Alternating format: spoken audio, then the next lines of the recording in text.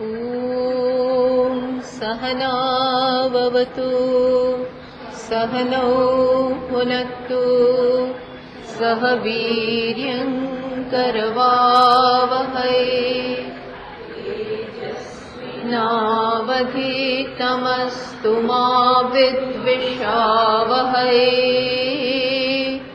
ॐ शान्ति शान्ति शान्तिः।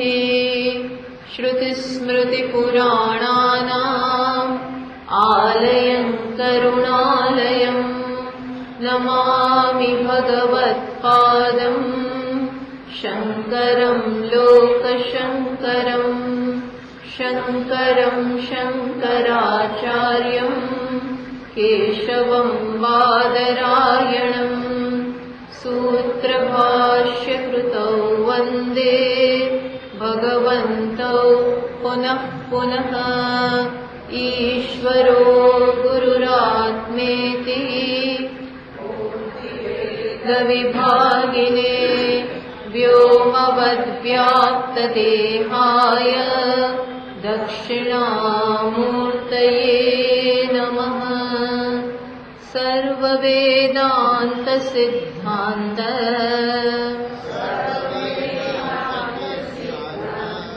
गोचरं तमगोचरम्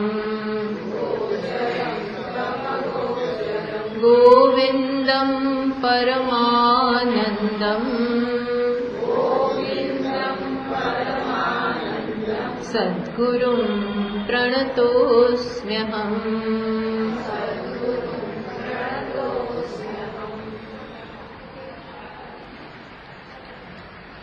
456 શ્લોકથી नहि प्रबुद्ध प्रतिभासते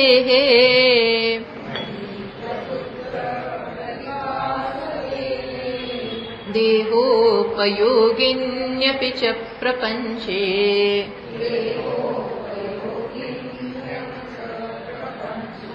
करोत्यहन्तां ममतामिदन्ताम्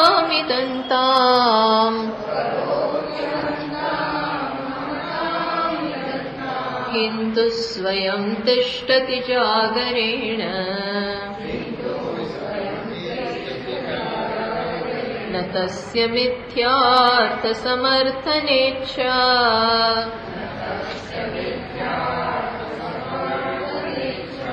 न संग्रहस्तज्जगतोऽपि दृष्टः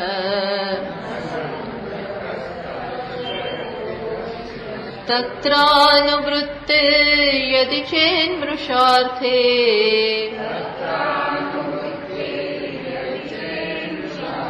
न नेत्रया मुक्त इतीष्यते ध्रुवम्। શું કહે છે? નહીં પ્રબુદ્ધઃ પ્રતિપાસ દેહે દેહોપયોગિન્યપી ચ પ્રપંચે કરોતિ અહંતા મમતા ઇદંતા. શું કે છે? જે પ્રબુદ્ધ થયેલા છે. નહીં પ્રબુદ્ધ એટલે સ્વપ્નાદ ઉત્થિત પુરુષ. સ્વપ્નમાંથી જાગેલી વ્યક્તિ સ્વપ્નમાંથી જાગી જાય. જાગીને શેમાં આવે? જાગ્રતમાં, જાગ્રત અવસ્થામાં. હવે તે જાગ્રત અવસ્થામાં આવી ગયા છે સ્વપ્નમાંથી. એને હવે સ્વપ્ન સાથે શું સંબંધ હોય? સ્વપ્નમાં એણે જે બધું જોયું, જે બધું અનુભવ્યું, એ બધા સાથે હવે સંબંધ નથી. સ્વપ્નમાં ધારો કે એને 5-6 સંતાનો હોય અને જાગ્રતમાં એક જ સંતાન હોય, તો પછી એમ ના કે મતલબ બીજા 3 ક્યાં ગયા? આવું ના થાય. થાય કે મારા એ બધા સંતાનો ક્યાં ગયા? દેટ મીન્સ મમતા, મારાપણું. હું એમની સાથે જે રજા માણવા ગયો હતો કાશ્મીર, અહંતા, આવું બધું પછી નથી રહેતું. ધારો કે રહ્યું ના, કિંતુ સ્વયં તિષ્ઠતિ જાગરેણ. એના બદલે શું થાય છે? એ તો આરામથી જાગ્રતમાં છે. ભલે ને એનો આ એક દીકરો છે એ ક્યાંક દૂર ભણવા જતો રહ્યો હોય તો એને એમ થવું જોઈએ કે પેલા 3 તો છે, મારે કંઈક તો કંપની છે. પણ એવું નથી કહેતો. જાગ્રતમાં એ પેલા 3ની પેલા 3 એને ખબર છે કે શું હતા? મિથ્યા હતા, એ દેખાવના હતા, એ જુદી અવસ્થા, આમાં એને કોઈ સંબંધ નથી, આ અવસ્થા જ જુદી છે. ન તસ્ય મિથ્યાર્થ સમર્થન ઈચ્છા, એ મિથ્યા પદાર્થોને અત્યારે જાગ્રતમાં એ કન્ફર્મ નથી કરતા, એને હવે અત્યારે ખેંચી નથી લાવતા, એનો આગ્રહ નથી રાખતો, એનું કોઈ અસ્તિત્વ જ નથી, જોયું તો પણ. યદિ ચેત, જો હોય તો, યદિ ચેત મૃષાર્થે, એનામાં એ મૃષા તત્વમાં, હજી મૃષા જે પદાર્થોમાં એની હજી જો કોઈક આસક્તિ હોય, આસક્તિ જવા દો ને, એનું અસ્તિત્વ પણ હોય, તો શું થયું? સમજવું. ન નિદ્રયા મુક્ત, તો જાણવું કે ઉઠ્યો નથી હજી. એ ભલે જાગ્રત અવસ્થામાં આવેલો દેખાય ખરો, પણ ખરેખર ઉઠેલા નથી, તો ખરેખર ઉઠ્યા જ નથી. કારણ કે પેલો ત્યાં જે જોયું છે એને સત્ય હજી માની રહ્યા છે. જો મિથ્યા કોને કહેવાય? એને અનુભવ્યા એની ના નહીં, એને જોયા એની ના નહીં, એની સાથે એ અવસ્થામાં સંબંધ હતો એની એ ના નહીં, પણ આ બધું હોવા છતાં બાધ થઈ ગયો. સમજ પડી? બાધ કોને કહેવાય? આ બધું હોવા, એ વખતે બાધ નહોતો થયો, સ્વપ્નની અવસ્થામાં ચાલુ હતું. સ્વકાલે સત્યવદ ભાતિ, એ કાળમાં સાચું લાગ્યું, પણ આ કાળમાં ખોટું છે. કયા કાળમાં? જાગ્રતના સમયમાં. કારણ કે એ કાળ અને આ કાળ ડિફરન્ટ. એ કાળ મિથ્યા હતો, આ દ્રષ્ટાંતમાં. જાગ્રતનો કાળ સત્ય છે જાગ્રતમાં. એવી રીતે જે આત્મામાં ઉઠી જાય છે, બ્રહ્મમાં જાગી જાય છે, એના માટે આ જગતના પદાર્થો, એના સંબંધો, એના અનુભવો કેવા થઈ જાય? મિથ્યા. એનો અર્થ એવો નથી કે અનુભવાતા નથી, જોવાતા નથી, વ્યવહાર નથી થતો, એવો અર્થ નહીં.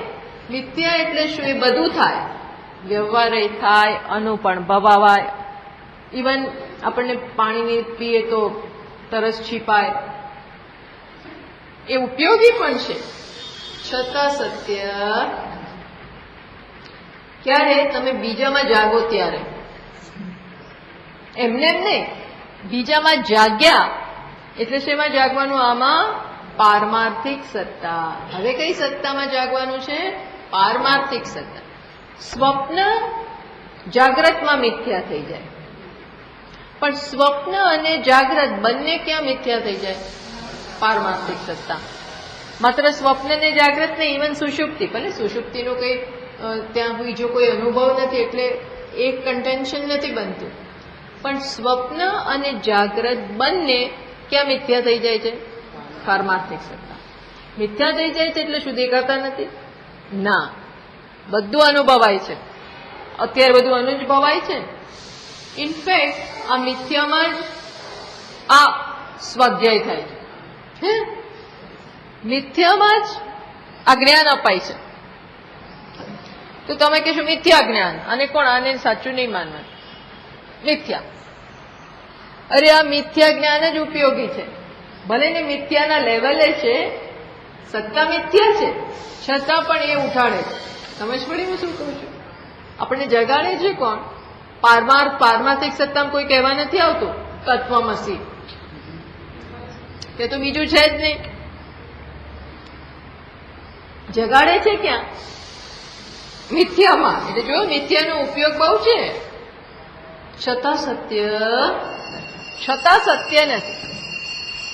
જગાડી દે અને પછી એવું જગાડે કે ખબર પડે એ જ મિથ્યા હતું.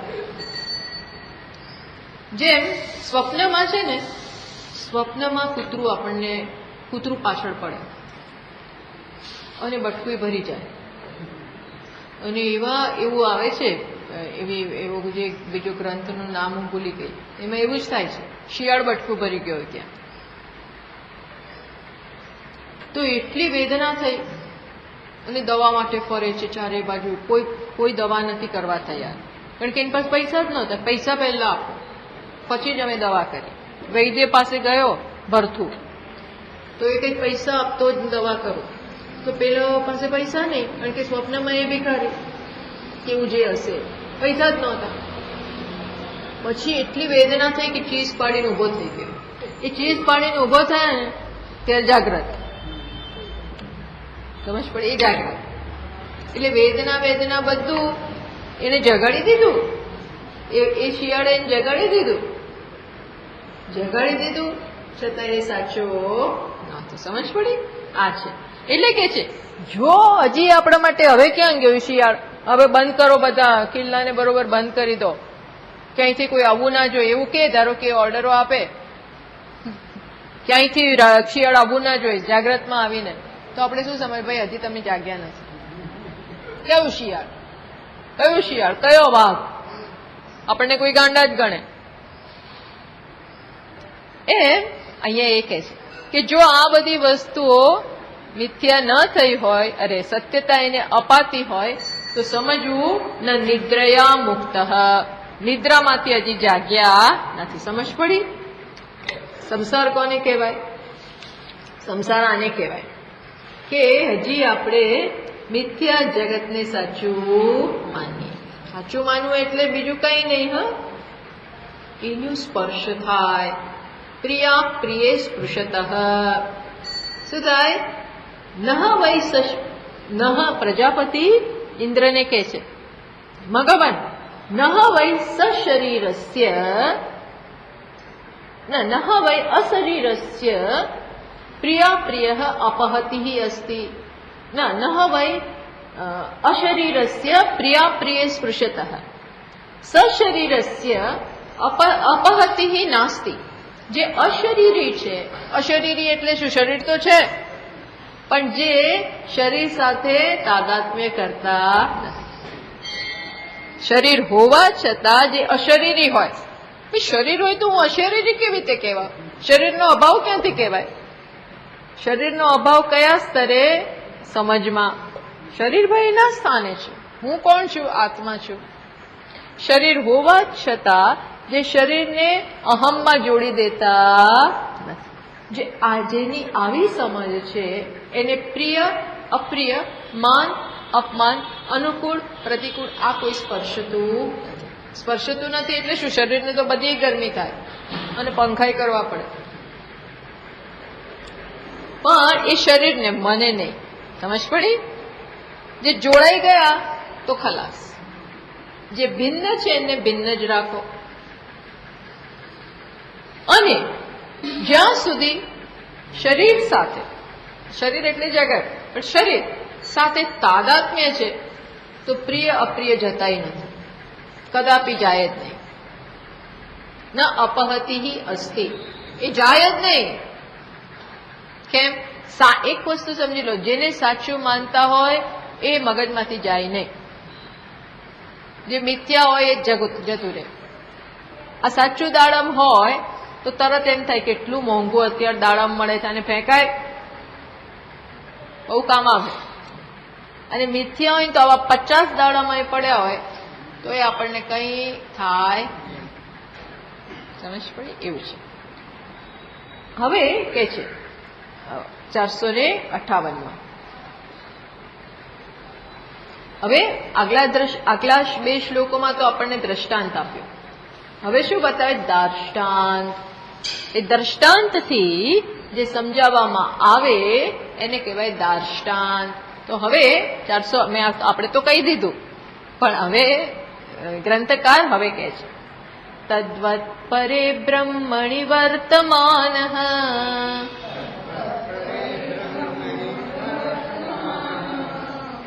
સદાત્મના તિષ્ઠતિ નાન્યદીક્ષતે સ્મૃતિર્યથા સ્વપ્ન વિલોકિતાર્થે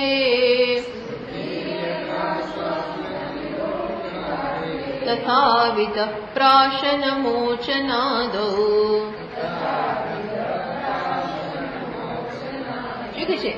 એ જ પ્રકારે તદ્વત એટલે એ પ્રમાણે. કોના પ્રમાણે? જેમ ત્યાં સ્વપ્નમાંથી જાગેલાને પછી સ્વપ્ન સાચું નથી રહેતું અને રહેતું હોય તો એ હજી જાગ્યો નથી, એમ તદ્વત પરે બ્રહ્મણ તદ્વત એટલે સુપ્ત પ્રબુદ્ધવત, પેલામાં જે જાગી ગયો એની જેમ, સુષુપ્તિમાંથી જે જાગી ગયો એની જેમ. પરે બ્રહ્મણી વર્તમાન પુમાન સંસ્થાપિત મનાહ પુમાન. પરે બ્રહ્મણી, બ્રહ્મમાં હવે આપણને સમજાવે છે કે એ જ પ્રકારે કોની જેમ કે સ્વપ્નમાંથી જાગી ગયેલા ને સ્વપ્નની હવે અસર નથી, એની જેમ જ અહીંયા ક્યાં જાગવાનું છે? પરે બ્રહ્મણી, પરમ બ્રહ્મમાં જાગવાનું છે. અને જાગવાનું એટલે કેવી રીતે? બરોબર અડધા ઊંઘમાં હોય તો એ કઈ ઠેકાણું ના પડે. કેવી રીતે જાગવાનું? સંસ્થાપિત મનાહા, જેનું મન સારી રીતે સ્થાપિત થઈ જાય છે. સ્થાપિત થઈ જાય છે એટલે નિષ્ઠા, જેના મનમાં હવે કોઈ ગ્રંથિઓ નથી, જેની આત્મજ્ઞાન સ્પષ્ટ છે, દ્રઢતા છે, જ્ઞાનમાં દ્રઢતા. ક્યારેય એની સાથે તાદાત્મ્ય ના થાય, શરીર સાથે અને શરીરના સંબંધો જોડે ક્યાંય તાદાત્મ્ય ના થાય. સંસ્થાપિત મનાહા પુમાન, એ કેવો છે? સદાત્મના તિષ્ઠતિ, સદા આત્મના તિષ્ઠતિ. સદા એટલે શું? અબાધ્ય અસંગ ચિદ રૂપેણ તિષ્ઠતિ. એ હંમેશા શેમાં હોય?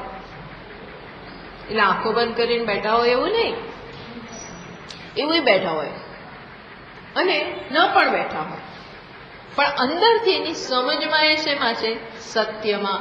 અને એ કયું સત્ય? અબાધ્ય અસંગ તત્વ, જે કેવું છે? અબાધ્ય, જેનું ક્યારેય બાદ નથી. અત્યારે પણ આ બધો વ્યવહાર ચાલે છે ત્યારે અબાધ્ય રૂપે પેલું તત્વ છે. કોણ? અસંગ આત્મા. એના અધિષ્ઠાન વગર આ બધું થાય જ નહીં. જેમ સર્પને સર્પ ચાલ્યો ને ઝેર ચડ્યું ને મને કરડ્યો, આવું બધું માનતા હો, ત્યારે ત્યાં અબાધ્ય રૂપે કોણ બેઠેલું છે? ત્યારે કોણ બેઠેલું ત્યાં? રજ્જુ. અબાધ્ય અસંગ. તમે બધી ચિંતા કરો છો, એ કરડી ગયો, કરડી ગયો. કયો સર્પ કરડી ગયો? પેલો. પણ એને નથી ખબર, એ તો એમ જ માને છે જોયો ને કરડ્યો મને. હું માને છે ત્યારે પણ ત્યાં અબાધ્ય સ્વરૂપે કોણ છે? રજ્જુ અસંગ. એ તો કે છે કે મને કઈ અડતું જ નથી, જે માનવું એ માન, જે માનવું એ માન. એ દ્રષ્ટિએ એને શું કહેવાય? અસંગ. અસંગ. અસંગ એટલે આવું. અસંગ એટલે એવું નહીં કે આગોજા આગોજા આગોજા, એવું નથી. અસંગ એટલે શું? એને સ્પર્શ જ નથી, ઉદાસીન છે. આત્મા આવો ઉદાસીન છે. તમે જે માનવું એ માનો. કોઈ કહેશે હું સ્ત્રી છું, કોઈ કહેશે હું પુરુષ છું, કોઈ કહેશે હું બ્રાહ્મણ છું, કોઈ કહેશે હું આફ્રિકન છું, કોઈ કહેશે હું પાપી છું, કોઈ કહેશે હું પુણ્યશાળી છું, કોઈ કહે હું બ્રહ્મા છું. જે માનવું એ માન. એ કેવો છે? અસંગ. અસંગો હિ અયમ પુરુષ. પુરુષ એટલે કે આત્મા અસંગ. એ વખતે પણ એ તો આત્મામાં સ્થિર છે. કોણ? જે પારમાર્થિક સત્તામાં જાગી ગયા છે. જગત ચાલે છે ત્યારે એ એમાં સ્થિત છે. એટલે એમાં લોકો આમ અડધું પડતું એવું ના થાય કે હું હવે આમાં છું કે આમાં છું કે આમાં છું, એવું ના થાય, એવું ના હોય. પણ આ અભ્યાસથી આવે. આ શેનાથી આવે? આ સમજ સ્થિર શેનાથી થાય? નિધિધ્યાસન. સાંભળો, સતત સાંભળો અને એ પ્રમાણે પછી એમાં થોડું ધ્યાન કરો, ક્લેરિટી આવતી જાય.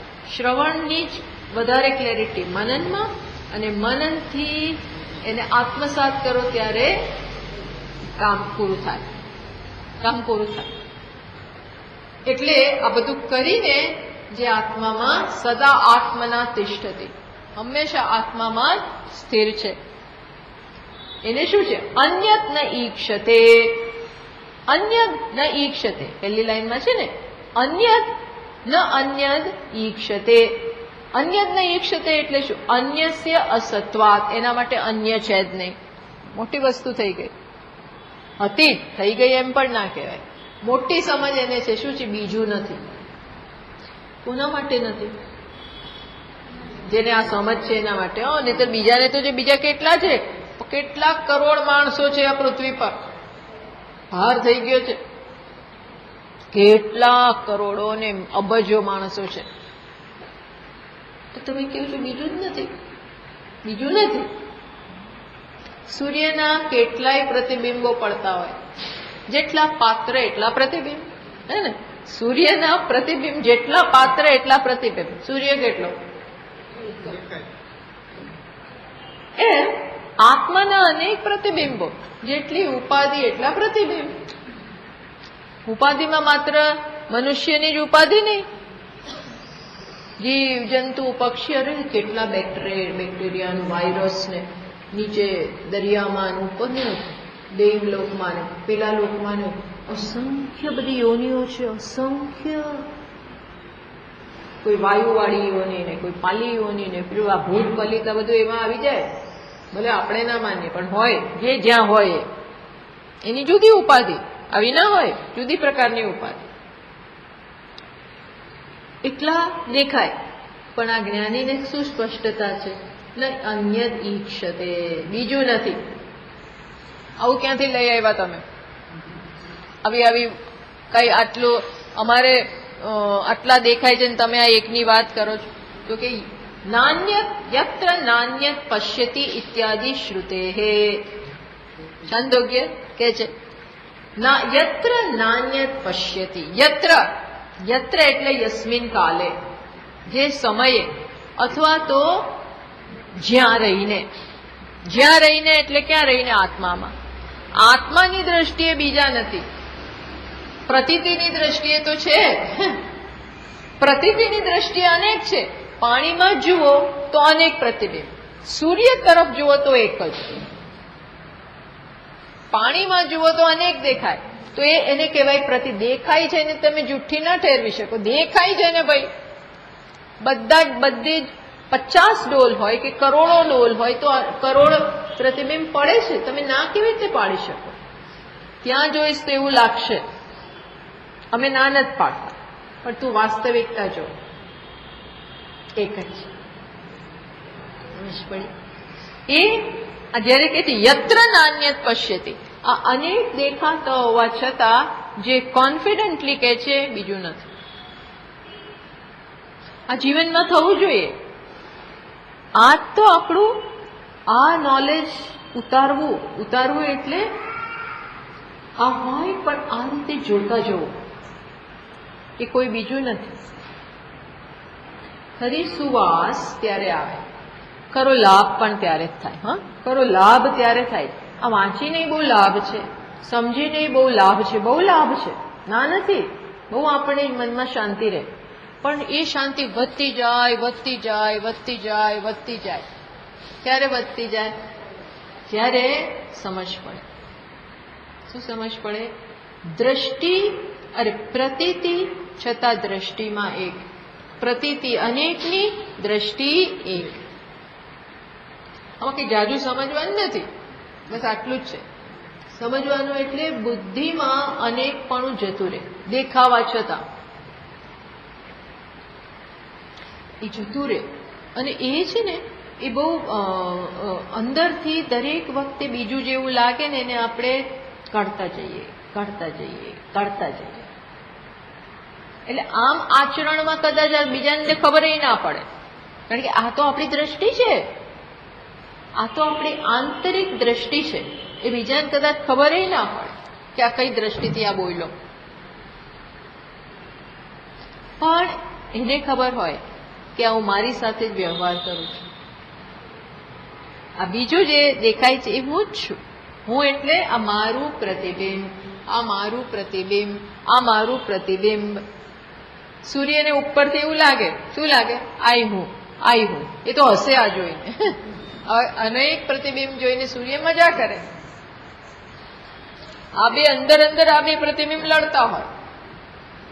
લડતા હોય એટલે એને એવું થતું કે આમ હું નાનો એને મોટો, મારે હવે જીવનમાં કરવાનું છે જે વધારે મોટા બનવાનું છે, ધન સંપત્તિ બધું વધારવાનું છે. એટલે લોકો મચી જ પડતા હોય છે ને બધું કરવા માટે. જીવનના ધ્યેય શું હોય છે? કમાવવું. વધુ વધુ કમાઓ, વધુ વધુ કમાઓ, ચારે બાજુ મારું નામ હોય, ચારે બાજુ મારા ઘર હોય, મારા પુત્રો બધે સેટલ થયા હોય, બધું બસ બસ બસ બસ. આ બધું, અને બધાની પાછળ શું છે? વધુ વધુ વધુ. કેમ? કારણ કે એને એમ છે કે તો જ મોટો કહેવાઓ, તો જ સફળ કહેવાઓ, તો જ જીવનમાં કૃતકૃત્યતા આવે. અને ત્યારે એને ખબર નથી કે આ ક્યાં જોઈને બધું થાય છે. આને તો કૃતકૃત્ય થવાની જરૂર જ નથી. જો આ જોતો હોય, સૂર્યને જો એમ ખબર હોય કે હું આ છું, તો એ ઓલરેડી કેવો છે? આ કરોડો ભેગા કરો ને તો એક સૂર્ય ના થાય. આ કરોડો પ્રતિબિંબ ભેગા કરો ને તો એ સૂર્યનો વ્યાસ ના થાય. એ તો કેટલા જોજનો. પૃથ્વી તો એનો એક પાર્ટ છે. પૃથ્વી તો સૂર્યનો એક માત્ર આટલા અંશમાં છે, છૂટી પડી ગયેલું. આવું તો સૂર્ય કેવા, સમજ પડી?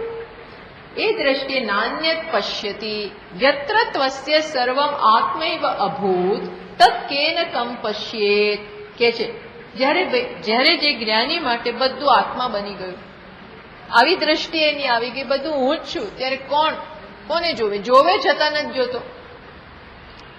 પશ્યત જોવે છે છતાં નથી જોતો. શું નથી જોતો? બીજા નથી જોતો. જોવે તો છે પણ બીજું નથી જોતો. સમજ પડી? જુએ છે ખરા પણ બીજાને જોતો નથી. બસ આવું થાય છે. તો શું થાય? આ બધું એના માટે શું છે? પણ એ કોઈ પ્રશ્ન કરે કે ના બ્રહ્મ વિદોપી અન્નદાન વિસર્ગાદિકમ કુર્વંતી ઇતિ મંદ શંકાયામ ઉત્તરમ. કોઈક મંદ બુદ્ધિનો પૂછે. શું પૂછે? કે કેમ તમે કહો છો કે એ તો કઈ કરતો નથી ને, તો અસંગતયા આત્મામાં ચિત્ત નિષ્ઠ છે, પણ એ ખાવા જાય છે. તમે કહો છો એ બીજાને જોતા નથી, તો ભિક્ષા માંગવા તો બીજાને ઘરે જ જવાનું ને. ભિક્ષા માંગવા તો બીજાના ઘરે જાય છે. કંઈક જોઈતું હોય છે તો ત્યાં જ માગે છે. સંન્યાસી કોની પાસે માગે? ગૃહસ્થ પાસે માગે. તો કે છે એ ખાય છે, પીવે છે, આ બધું કામ કરે છે, વિસર્ગાદિકમ કુર્વંતી, તો તમે કેમ કહો છો કે એને બીજું દેખાતું જ નથી? તો કે છે એ કેના જેવું છે? એ જવાબ આપે છે. તો શું કે છે? પ્રબુદ્ધસ્ય. કેવું છે? પ્રબુદ્ધસ્ય. આ બધું જે જ્ઞાનમાં નિષ્ઠ છે એના માટે કેવું છે? સ્વપ્ન વિલોકિતાર્થે યથા. જેવી રીતે સ્વપ્નના જે દર્શન કરતો હોય, સ્વપ્ન વિલોકિતાર્થે યથા સ્મૃતિ. આ કોની જેમ છે? કે જેણે સ્વપ્ન જોયું પણ જાગીને એને સત્ય માનતો નથી. ઘણીવાર યાદ તો કરે કે આજ તો એવું સરસ સ્વપ્ન આવ્યું, અથવા આજ તો એવું ખરાબ સ્વપ્ન આવ્યું. બધી વાતો ઘણીવાર સ્વપ્ન ચર્ચાનો વિષય હોય. આજ તો મને સ્વપ્નમાં મારી માં દેખાણી, એવું બધી વાતો થાય. એ વાત કરે છે છતાં પણ ન તત્ર સત્યત્વ બુદ્ધિ. એમાં સત્યપણાની બુદ્ધિ હોતી સત્ય નથી. બસ આટલું જ સરળ છે અને આટલું અઘરું. આ જગત તો એ કેવું છે? સ્વપ્ન સમાન. પણ એટલે એમાં સત્ય બુદ્ધિ નહીં. જોઈ, બહુ મોટો જમ્પ મારવાનો છે. આ કેવો જમ્પ છે? ફ્રોમ મિથ્યા ટુ સત્ય. અને ક્યાં જમ્પ મારવાનું? બુદ્ધિમાં. બુદ્ધિમાં આ જમ્પ છે. કેવો જમ્પ છે? મિથ્યામાંથી સત્ય. અર્થાત જગત મિથ્યા છે, સાચું નથી. એ જેને આ થઈ ગયું છે એને શું છે કે, એટલે પેલો જવાબ આપે છે કે જ્ઞાનીન પ્રાશન મોચનાદો. એ બધું કરતા હોય છતાં પણ ન અપ્રતીતિ તયોઃ બાધઃ કિંતુ મિથ્યાત્વ નિશ્ચય ઇતિ પંચદશ્યામ. પંચદશીમાં ગ્રંથકારે વિદ્યારણ્ય સ્વામીએ કહ્યું છે કે જ્ઞાની એવું ના માનવું કે જગતને જોતા નથી, જગતની એને પ્રતીતિ જ ના થાય. એવું નથી કે ભાઈ મને કઈ દેખાતું જ નથી. જ્ઞાની કઈ દેખાય જ નહીં, એને ભૂખ જ ના લાગે, એ જમે જ નહીં. કેમ? કારણ કે કઈ બીજું છે જ નહીં. હું શું જોઉં? મને બધું આમ શૂન્ય જ દેખાય છે. બધું એવું નહીં, એને બધું જ દેખાય. જેમ આપણને છે એવું એને જ દેખાય, બધું એવું જ હોય, પણ એટલે પ્રતીતિ ન થાય એવું નહીં, પણ એ થાય શું? બાદ એટલે શું? પ્રતીતિ થવા છતાં શું થાય? મિથ્યાત્વ નિશ્ચય. પ્રતીતિ થાય છે, દેખાય છે ખરું, વ્યવહાર થાય છે, છતાં નિશ્ચય અંદર કેવો છે? મિથ્યાત્વ નિશ્ચય. મિથ્યાત્વ નિશ્ચય. મિથ્યાત્વ નિશ્ચય એટલે શું? નાટકમાં બધા નાટક કરતા હોય, રામ રાવણને મારી નાખે તીરથી નાટકમાં, અને છતાં નિશ્ચય કેવો હોય? આ સાચું, સાચે મારે તો ખૂન પોલીસ આવીને પકડી જાય, એવા વેનમાં જાય કે ના ના સાચું હું તો કરી શકું, રામ છું ને, હું તો રામ છું, એટલે હું બધાને ખલાસ કરી નાખું. હનુમાનજીને એવો નિશ્ચય આવી જાય કે હું તો હનુમાન છું, અને ઉડવા જાય તો પડે નાટકમાં. એટલે ખરેખર પણ મિથ્યાત્વ નિશ્ચય. એટલે આપણામાં શું આવવું જોઈએ? મિથ્યાત્વ નિશ્ચય. તો જ જાગેલા કહેવાય. મિથ્યાત્વ નિશ્ચય. સ્વપ્ને સ્વાત્માનમ વ્યાઘ્રમ મનવાનોપી. સ્વપ્નમાં પોતાનો વાઘ માનતો હોય એવું સ્વપ્ન આવ્યું હોય. પ્રબુદ્ધ ન સત્યત્વમ મનુતે. જાગીને પછી એવું નથી હોતું. કિંતુ સ્મૃતિ સ્યાત. સ્મૃતિ રે. તથા પૂર્વમ પ્રાશન મોચનાદિ કર્તુમ શરીરમ અહંતયા અમન્યત ઇદાનીમ સ્વવાસ્તવિક સ્વરૂપમ દ્રષ્ટવતઃ. એમ અહીં પણ પહેલા જેમ કરતા હોય ને એમ જ કદાચ બધું થાય. કે છે ને સ્વામીજી મહારાજ ઘણી વાર કહેતા હોય કે પહેલા અંગ્રેજી ભાષા બોલતા હોય, અંગ્રેજી ભાષા આવડતી તો હજી આવડે, એવું નહીં કે હવે બધું જતું રહે. કેમ? હવે જતું રહે, હવે માત્ર સંસ્કૃત જ આવડે, એવું નહીં. પહેલા જે આવડતું હોય, પહેલા જે ગમતું હોય એવું બધું ગમે ખરું. દરેકને અમુક સંસ્કાર હોય છે એવા એમને ગમે ખરું. અમુકને અમુક વસ્તુ બધામાં રસ હોય તો કે જતો ના રહે, એમાં એવો રસ રાગ ના રહે. પેઇન્ટિંગનો શોખ હોય, ગાવાનો શોખ હોય તો હવે જતું રહે એવું ના થાય, ગમે હજી પણ. આર્ટિસ્ટિક માણસ હોય, આર્ટ હોય, કોઈ આર્ટિસ્ટ હોય તો એ બધું રહે, એ બધું રહે. પણ હવે એવું ના થાય કે મારામાં કળા ના હોય તો હું કાંઈ નથી, એવું ના થાય. સમજ પડી? હવે નિશ્ચય મિથ્યાત્વ નિશ્ચય આવી ગયો, પણ વ્યક્તિ તો એની એ જ રહે.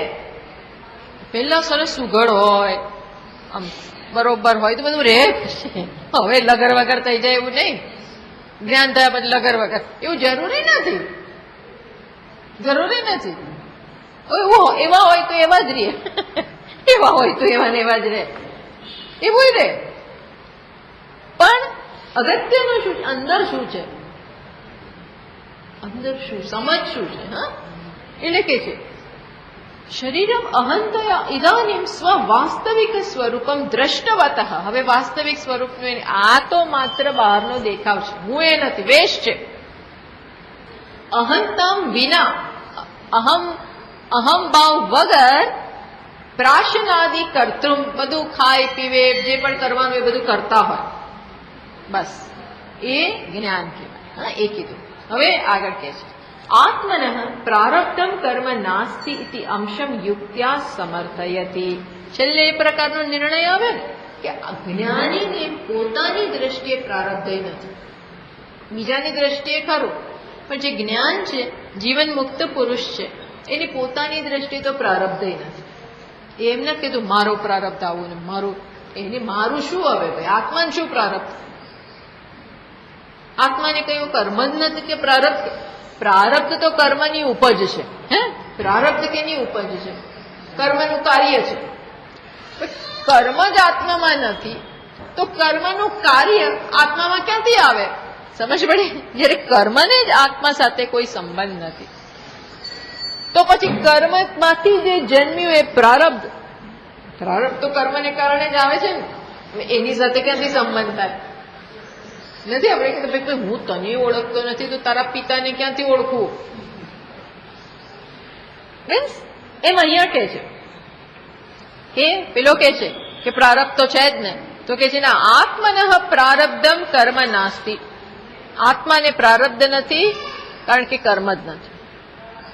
એટલે કે છે પણ શરીરને પ્રારબ્ધ હોય કારણ કે શરીરથી તો જ્ઞાન મળ્યું છે. એટલે ના તો આત્માને પ્રારબ્ધ નથી અને કર્મ નથી તો એનું શરીર કેમ છે? અરે ભાઈ, શરીર ના હોત તો એ જ્ઞાન થયું જ ના હોત. શરીર આપ્યું ભગવાને, અત્યાર સુધી તો અજીવ હતો, શરીર આપ્યું એટલે જ તો જ્ઞાન થયું. એ જ્ઞાન પછી એને સમજ પડી કે હવે મારે કોઈ કર્મ નથી. ત્યાર પહેલા તો એ પોતાની જાતને શું માનતા હતા? હું જીવ અને મારે કર્મો છે અને મારે કર્મો ખપાવવાના છે અને નવા જોઈએ છે, બધું ચાલતું હતું. પણ હવે નહીં, કે તમે એમ ના કહીશો તો એ શરીર કેમ છે? શરીર વગર તો જ્ઞાન જ ના થાત. શરીર વગર તો આ પોસિબલ જ ના થયું હોય. એટલે કે એ ચર્ચા આવે છે. કર્મણા નિર્મિતો દેહ પ્રારબ્ધમ તસ્ય કલ્પ્યતામ નાનાદેરાત્મનો યુક્તમ નૈવાત્મા કર્મ નિર્મિતઃ અજો નિત્ય ઇતિ બ્રૂતે શ્રુતિરેષા ત્વમોગવા તદાત્મના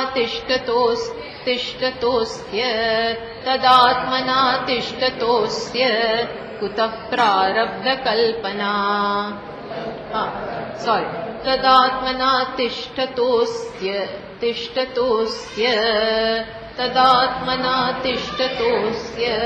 કુતઃ પ્રારબ્ધ કલ્પના.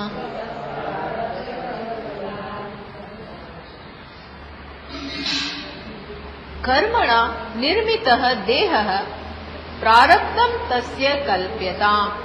ગ્રંથકાર બહુ સ્પષ્ટ કે છે કે આ દેહ છે અને જ્ઞાની તમે કહો છો ત્યારે જ્ઞાની કોને આપણે કહીએ છીએ?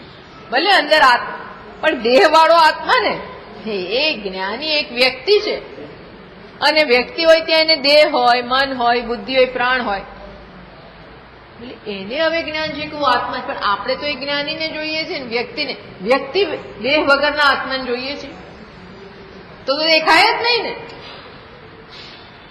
એટલે એ જ્ઞાનીનો એ દેહ છે, પણ એ દેહ છે એ કોનાથી તૈયાર થયો? કર્મણા નિર્મિત દેહ. કર્મથી દેહ તૈયાર થયો એનો પણ. અને પુણ્ય કર્મો, સારા કર્મો. જો આ બધું મિથ્યા પણ કામ તો આવ્યું ને. મિથ્યા કરવું પણ એના વગર તો પુણ્ય કર્મ ના હોય તો તમે સારા ઘરે જન્મો નહીં, સારા ગુરુ ના મળે, સારું શ્રવણ ના થાય, આ કશું થાય જ નહીં. આ બધું તો જોઈએ. ના મને કઈ જોઈતું પણ એ વગર નહીં પત્તો ખાય. પેલા એ બધું જોશે ત્યારે જ તું મુક્તિ થાય. એ બધું તો જોઈએ. એટલે કે જે કર્મણા નિર્મિત દેહ, કર્મથી જ દેહ તૈયાર થયો છે. પ્રારબ્ધમ તસ્ય કલ્પ્યતામ. એટલે પ્રારબ્ધને જે તમે સત્ય માનો છો એ ક્યાં હોય, ક્યાં લાગુ પડે? દેહને લાગુ પડે. પ્રારબ્ધ કોને લાગુ પડે છે? પ્રારબ્ધ એટલે શું? અમુક કર્મોનું પરિણામ. પણ એ કોને લાગુ પડે? દેહને લાગુ પડે ને પ્રારબ્ધ. કે ભાઈ આજે જન્મ્યો, પછી એને અમુક દિવસે અમુક સમયે શું થશે? ભાઈ નાનું આપણે કહે છે ને, ભાઈ મોટી ઘાત છે, ફલાણું છે, બહુ નસીબ ફરે છે, બધું જાતનું બધું કોણ હોય છે? દેહને. એટલે પ્રારબ્ધની કલ્પના ત્યાં બરોબર છે. ન અનાદેહે આત્મનો યુક્તમ. પણ કોને ક્યાં નથી લાગુ પડતું? આત્માને પ્રારબ્ધ નથી. સમજ્યા? કેમ? આત્મા કેવો છે? અનાદિ. અનાદિ એટલે શું? બિગિનિંગલેસ, જેનો પ્રારંભ જ નથી. કર્મ તો પ્રારંભ છે, દેહને પ્રારંભ છે, દેહને અંત છે, દેહને મધ્ય છે. આત્માને કેવું છે? જે અનાદિ હોય એને આ બધું લાગુ જ ના પડે. માટે નૈવ આત્મા કર્મ નિર્મિત, માટે આત્મા કર્મથી બનેલો નથી. સમજ પડી?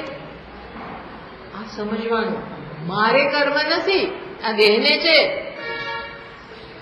જેવી આ સમજ પડે એટલે બીજો દેહ ગયો. દ્રઢતા આવે તો નેતર નહીં. આ તો આપણે સાંભળીને પછી પાછું માન્ય એવું રાખે, ના મારે બીજો જન્મ સારી જગ્યાએ લેવો છે. દેટ મીન્સ કે હજી આપણે આ માનતા નથી. ઊંડે ઊંડે ડર છે કે ના હજી પાછું ક્યાં જઈશું, શું થશે. તો શું છે, હજી જવાનું તો ચાલુ જ છે, હજી જવાનું ચાલુ છે. ઇટ મીન્સ કે આપણે દ્રઢતાથી એવી સમજ જન્મી નથી કે હું આત્મા છું. મારે ક્યાં જવાનું, મારે ક્યાં જવાનું, હું તો બધે જ છું. એટલે બધે હોય એમ જવાનું ક્યાં? પણ એ સ્પષ્ટતા ન હોય તો સંશય રહે. તને અજ્ઞાન પૂરું નહીં થાય તો પછી જવું, પછી બીજો જન્મ થવાનો, ભલે એક જ થશે. હવે બહુ જાજા નહીં થાય. ઘણા લોકોને એવું લાગે હવે બહુ જાજા મને નહીં થાય, પણ થશે તો ખરો, એક બે તો થશે, એક બે થશે. એક બે થશે એટલે શું બતાવે કે બે બે બે પછી જન્મ, બે પછી જ્ઞાન થશે. અરે એવું તું કેમ કહે છે બે પછી થશે? કારણ કે મને અત્યારે કોન્ફિડન્સ. હવે આટલી સમજ પડી તો આને દ્રઢ કરો ને, પણ એવું કેમ નથી કહેતા હું બ્રહ્મ છું, સમજી લઉં બરોબર, પણ એ છોડવા નથી તેના હું દેહ જોડાયેલો છું. એ જોડાણ બતાવે છે કે દેહ છું એ આગ્રહ છે આપણો. હું દેહ છું, હું જીવ છું, એ આપણો આગ્રહ છે. બહાર આગ્રહી હોય છે ને અંદર એ આગ્રહ હોય છે. બહાર માણસ બહુ જિદ્દી હોય, ઘણા જિદ્દી, હું કહું એમ જ માને જ નહીં કોઈનું કઈ. અંદર એવા હોય, અંદર એટલે શું, આ બાબતમાં આગ્રહી હોય. હું દેહ જ છું, આખી જિંદગી સાંભળે પણ તોય હું દેહ જ છું. આને શું આગ્રહ છે? આ ફાઇનલ આગ્રહો આવા છે. ફાઇનલ આગ્રહો કયા નડે છે? એટલે વ્યવહારમાં આપણે આગ્રહો છોડતા જઈએ તો ધીમે ધીમે પછી પારમાર્થિકમાં આગ્રહો છૂટે, ને તો ના છૂટે. લોકો વ્યવહારમાં જેટલા જિદ્દી લોકો, એટલે આપણે આપણી વાત કરીએ, બીજા કોઈની વાત નથી કરતા. વ્યવહારમાં બહુ એમ મેં કીધું ને એમ જ થવું જોઈએ, મેં કહ્યું એમ જ, હું માનું છું. ભાઈ છોડ ને, આમાં કઈ સાચું નથી. દરેકની કંઈક ને કંઈક વાત સાચી હોય છે ને કંઈક ને કંઈક વાત ખોટી હોય છે. ટૂંકમાં આવી બુદ્ધિને ફ્લેક્સિબલ બનાવવી પડે તો ધીમે ધીમે પેલો એ આગ્રહ છૂટે. ના હું દેહ જ છું, ફલાણો જ છું, એ બધા આગ્રહો છૂટવા જોઈએ. કારણ કે એ કશું આત્માને લાગુ પડતું નૈવ આત્મા કર્મ નિર્મિત, આત્મા કર્મથી બનેલો નથી. કર્મ શું આત્માને બનાવવાનું, અને શું એને તોડવાનું, અને શું એને વ્યથા પહોંચાડવાનું. કર્મ શું પહોંચાડે? જે મિથ્યા છે એને શું પહોંચાડી શકે? પેલો સાપ રજ્જુન કેવી રીતે ડંખી જાય, ડંખે? એમ સમજવું પડે કે આ મિથ્યા દેહ અને એનું પ્રારબ્ધ આત્માને કેવી રીતે સ્પર્શે. અને સ્પર્શતું હોય તો હજી આપણે શું માનીએ છીએ કે મને સ્પર્શે. નૈવ આત્મા કર્મ, બહુ વિચારવાનું છે ને, વિચારવાનું એટલે દ્રઢ કરવાનું. નૈવ આત્મા કર્મ નિર્મિત, આત્મા કર્મનો બનેલો. તો શેનો બનેલો છે અને શું છે?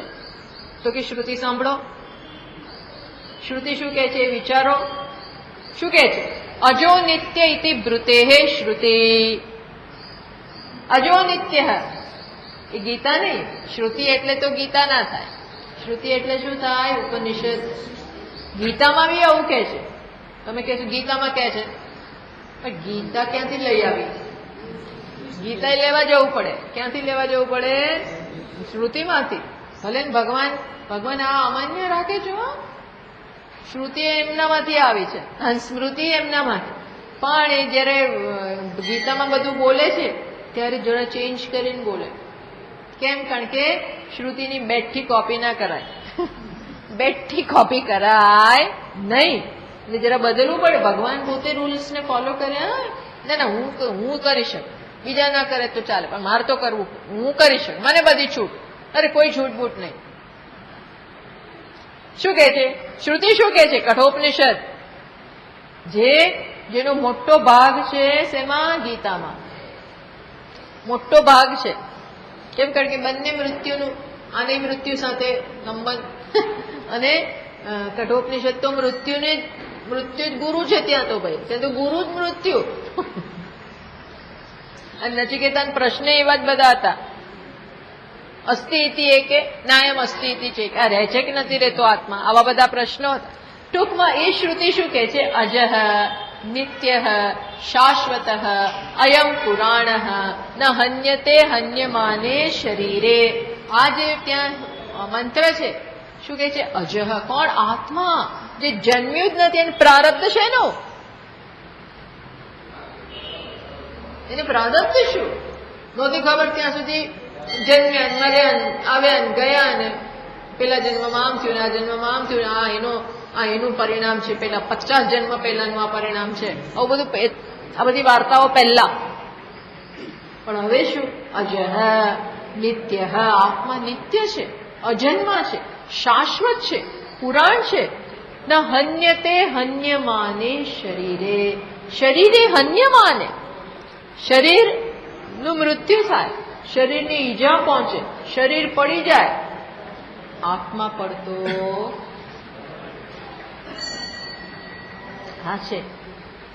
આ કેવું છે? ના ના, હવે આ માનવું કે ન માનવું, એ તો કે બધું કે. તો કે ના, અમોઘ વાક એશા અમોઘ વાક. શ્રુતિનું આ વાક્ય કેવું છે? અમોઘ. આમાં સંશય કરવા, શ્રુતિ પ્રમાણ છે ભાઈ. એટલે બસ તદાત્મના તિષ્ઠતઃ સ્વવાસ્તવિક સ્વરૂપેણ તિષ્ઠતઃ. જે આમાં સ્થિત છે, જે એટલે કોણ? જે આત્મ જ્ઞાની. જે જ્ઞાની આ સમજ છે એને શું થાય? પ્રારબ્ધ કલ્પના કુતઃ. શ્લોક જ આપણને પૂછે, એનામાં તમે પ્રારબ્ધની કલ્પના કેમ પકડી રાખો છો? કુતઃ પ્રારબ્ધ કલ્પના. દેહાત્મના સ્થિતો પ્રારબ્ધ આશ્રય દેહ તાદાત્મ્ય અધ્યાસેન.